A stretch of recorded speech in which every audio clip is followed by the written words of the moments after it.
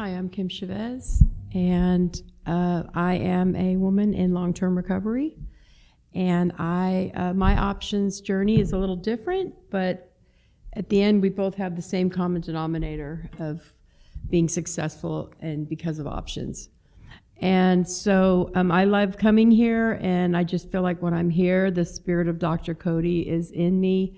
Her being right out here in the garden, I just feel like it's a great place to come and be close to her. And so I'm really, really grateful for recovery. I thank God for recovery. I know if I wasn't in recovery that I would either be dead or I'd be in prison for a really long time. And my story starts out here. I'm a native of Oakland, and I was born and raised here in the Bay Area. And my parents, my dad went from the military to the police department, and my mom was an educator. And so growing up, I was the oldest of 3 siblings. And so my parents had a lot of expectations that they had put on me as being the oldest. And a lot of those expectations for me were hard to live up to, and a lot of pressure. My dad was raised by an abusive household. He was abused as a child. Pretty much any way you could abuse a human being, he was abused. And my mother lived a pretty decent life, but my dad basically was the authoritarian in the house, and he ran, going from the military to the police department, he ran his house like a military camp.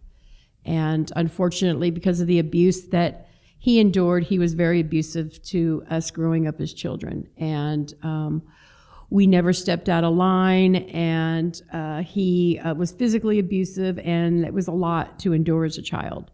And it was very confusing for me because I knew my parents loved me, and I didn't understand why somebody that loved me as much as they did hurt me as much as they did.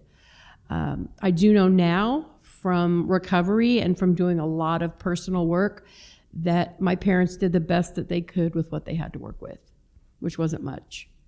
And so with that, I got to high school and hanging out with friends that weren't probably the best people to hang out with. We were cutting school. We were experimenting with drugs and alcohol.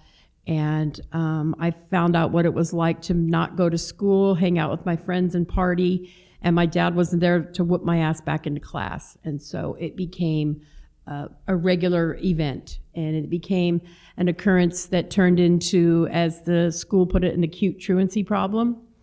And so I was kicked out of high school, sent to independent studies, where you went to school for 1 hour a week. And my dad, being the man that he was, said that you're not going to sit in my house all day and do nothing and go to school for an hour a week, so you need to figure something out. You need to go to vocational school or get a job or do whatever. And so I was 16 years old, and so I went to beauty school. And I went to beauty school, and the people that were in beauty school, some of them were in high school, and a big portion of them were women that were a little older than me. And so in beauty school, they at lunchtime, everybody went out, or not everybody, but most of the people went out, and they smoked pot, and they used meth and cocaine and alcohol, and then they came back in for afternoon classes. And so to be accepted by the crowd and to be invited to lunch, they asked me to go, and I went. And I didn't want to not be accepted in the crowd, so I went. And I had already had an experience with marijuana and with alcohol. And I ended up, the very first time I tried alcohol, I ended up in the hospital getting my stomach pumped. This was before beauty school. This is when I had gotten kicked out of high school anyway. And so I didn't really like alcohol, but looking back now, I can tell that the disease of addiction was already there with me, because once I had gone to the hospital and got my stomach pumped, later on we would be hanging out with my friends trying to drink, and I'd be plugging my nose and trying to drink the alcohol too, just so I could hang out. It was so important for me to hang out and be accepted by the crowd. And so I went to beauty school, and at lunchtime they were using methamphetamine and they were using cocaine. So I didn't use the alcohol and I didn't use the marijuana that they had, but I used the methamphetamine that they had. And that was it for me. That was it. I loved the way it made me feel. I loved the way it tasted. I just loved everything about it. And so it became a problem for me really, really quick. And from there to being in the high school age, I was starting to have boyfriends, and I started to have a lot of abusive boyfriends. And it didn't really dawn on me back then that it was problematic, because I felt like if my dad loved me and put my hands on me, it was okay for men to do the same to me too. And so I had my one boyfriend I had was super, super abusive.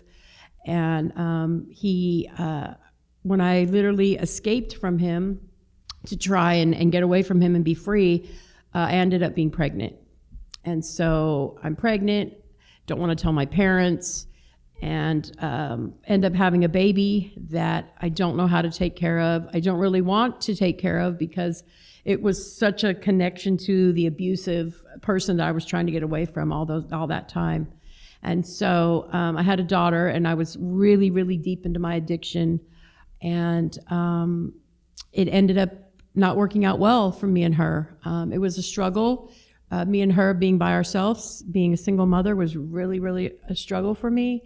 At one point, like I said, my addiction was full blown, and that was unfortunately the priority for me. And so Child Protective Services had to step in and removed her from me. And when they removed her and had her go to my parents' house. And so she basically, that was at age 4.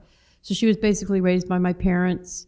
And throughout that time, I went deeper and deeper into my addiction, and really went through a lot of, like I say, abusive trauma, went through trauma of being separated from my child, didn't do the things that Child Protective Services asked me to do to get her back.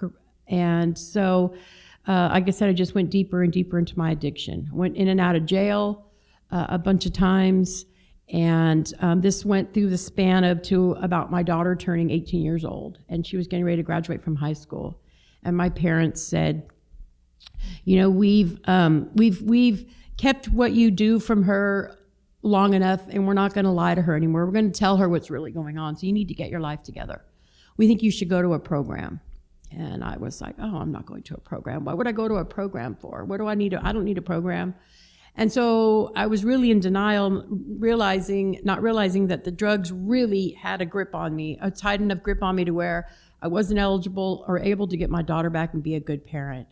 I would get a job and do really well, and then not, and end up losing the job. And people would tell me at work, we really, really like you when you're here, you know. And so at one point I became unemployable. And once I became unemployable, I became homeless. And once I became so a combination of being unemployable, homeless, and severely addicted to drugs took a real toll on my mental health. And so, and using methamphetamine and going into meth psychosis did not help it at all either.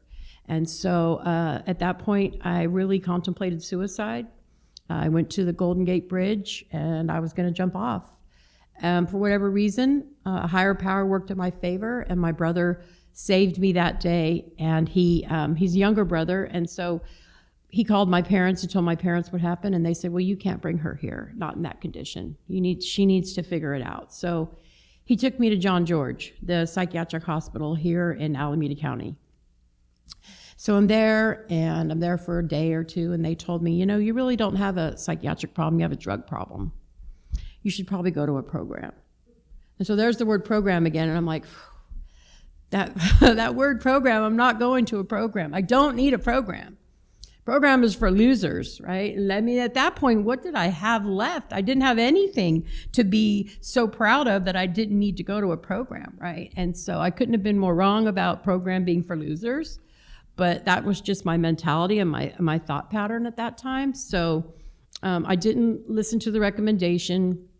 They gave me a piece of paper with programs on it.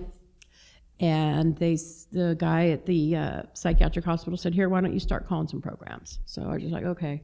So I started calling programs, and here in the Bay Area, and there was about, programs would say, oh, you're not on parole, oh, you don't have Medi-Cal, oh, you don't have any money, can't come here. And so in my addicted mind, I had justified saying, well, I tried getting into a program, but nobody will take me. So that just gave me permission to use a little longer. And then I had gone back to jail again, went to court, and the judge at that time said, I am so tired of seeing you in my courtroom. If I see you in my courtroom again, I'm going to send you to prison. I don't even care if it's for a parking ticket. I'm going to send you to prison because I'm so tired of seeing you come in my courtroom for this nonsense. And so he kind of planted a seed at that point, because I knew that if I started going to prison, that I was just going to keep going, that it was going to be something else that I was just going to get used to and acclimate myself to, because that was something I was really good about doing, especially being homeless. You kind of acclimate yourself to whatever the surrounding is, and you just make the best of it. And so I knew that if I started going to prison, I was either going to end up there for a long time, or I was going to keep going back, because I would just acclimate myself to it. And so he planted a seed, and I thought, I don't really want to go to prison. I had a lot of cousins that were in and out of prison, and I just knew what it was going to do if I had started going to prison like they were. And so a couple days later, the same exact cop arrested me again, like he always did. He did all the time. He said, I'm not taking you to jail tonight. I'm going to take you to John George, because you don't look like yourself. You're not acting like yourself. And so I thought, cool, I'll go back to John George. I'll get out in a day or two like I did last time. No big deal. And so I went to John George that time. It was the same guy that did my intake a few days before that. And he was like, I thought I told you to go to a program. And I was like, matter of fact, well, none of them will take me. So I already tried that. And he's like, did you try calling options? And I said, no, I didn't try calling options. And he was right. I didn't try calling options. And I said, no, I didn't try calling options. And he said, well, you should try calling options. I said, okay. So I called options, and I give him the same story that I'd given all the other programs, waiting for them to say, oh, sorry, you can't come. And the lady that answered the phone said, well, you can come here. Do you want to come? You can come right now. And I was like, no way, right now? I can't come right now. Wait a minute. All of a sudden I had all these things I had to do, right? And so she said, well, we can come and get you. And I'm like, do not come and get me. Don't come and get me. But what she had also done, just like the judge had done, is she planted a seed that, okay, if I get really desperate out here, if it gets really, really horrible out here, which it was already horrible out there on the streets, I can go to this place in Berkeley. So it was another seed that was planted. And so then August 29th, 2007, I was having a full-blown argument with myself on the curb in front of this woman's house. And she was putting it was like really warm that morning, and she's putting her kids in the car to go to the beach or somewhere fun. And I'm just having this argument, full-blown crying and screaming argument with myself. Where am I going to go today? What am I going to do? What are you going to do all day? And so she came over to me. Actually, her little child came over to me that was like 3, and he ran up to me and goes, hi. And she snatched him up and said, oh, and she snatched him up and she put him in the car. And I was like, rightfully so. I mean, I was that person that people were scared to have their kids around at that point.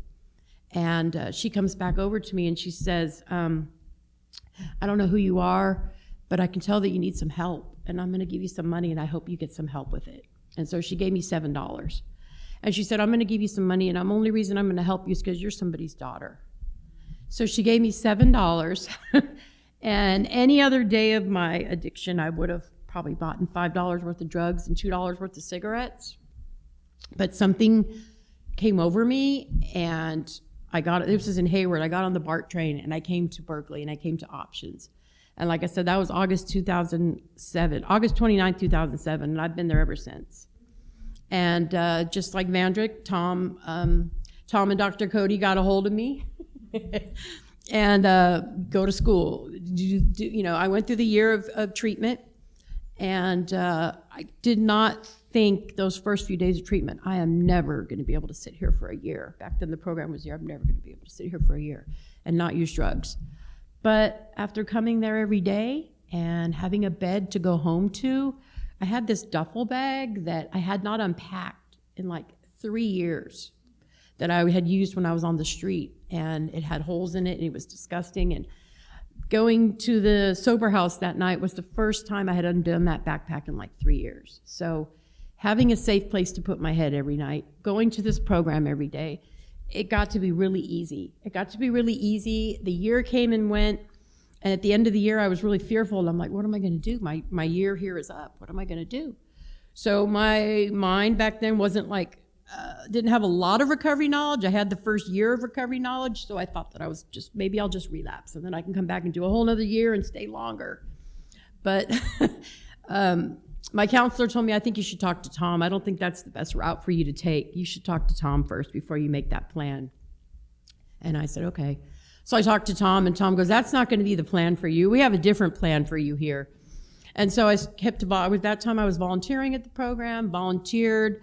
Dr. Cody came down one night when I was volunteering. I used to answer the phones at night. I used to do whatever they wanted me to do. Sweep the floor, answer the phones, clean the bathroom. I didn't care, just so I could stay connected to the program. Because I knew that whatever it was that they were teaching us at that program really helped change my life. It really helped me realize that I did have a drug problem. I was addicted to substances. If I continued to use them, I was going to die, or I was going to end up in prison for a long time. So it really helped me change my thought pattern. It changed my way of life. It changed everything. And so she came down to the desk one night out of nowhere. She used to just like whirlwind down the stairs to the desk. And she said, we want you to run the women's early treatment group. Can you start? And I go, yeah, I'll do it. When do you want me? We want you to start tomorrow. I said, well, I have another job I have to give notice at. Well, let me call them for you and tell them that we need you. And that's just how she was. I mean, she was just like right there and then, everything to get done right there and then. So it was just, okay. So I did, and then Tom said, now you know you got to go to school. I'm like, yeah, okay, I'll go to school. Went to school, got certified. I've continued to stay in college, working towards my bachelor's also. And I've gone from answering phones to women counselor to women coordinator, and now I'm the director of administration at the program. I also oversee the Child Protective Services contract and other court contracts, but that one is the one that's most near and dear to my heart, because I really try to help the parents understand that you've got to make some changes in your life, because if you're not going to make changes in your life, you're going to really, really make it difficult for yourself and your children for the rest of your life and their life. You know, you got to make that change. You got to make some changes, you know, and the longer and longer you use drugs, the farther and farther away from your children you're going to get, you know. And we have a really great success rate with getting the parents reunified with their children, staying sober, staying connected to treatment, you know, really getting it and understanding that you know, sobriety is probably one of the number one keys to being a good parent and being available for your family. And my daughter is now 33, and we have a great relationship now, but it took us many, many years, many, many hours of therapy, many, many times of me working the steps and continuing to be in therapy for us to have an adult relationship now. You know, we have a relationship. I have a relationship with my parents, but my relationship with my father I've learned is on my terms. My daughter's relationship with me is on her terms. And so with that combination, we seem to have a pretty harmonious family now. I have nothing bad to say about options. I have nothing bad to say about recovery. You know, my worst day in recovery is better than my best day when I was out there using and on the street. And I really thank you for listening. Thank you.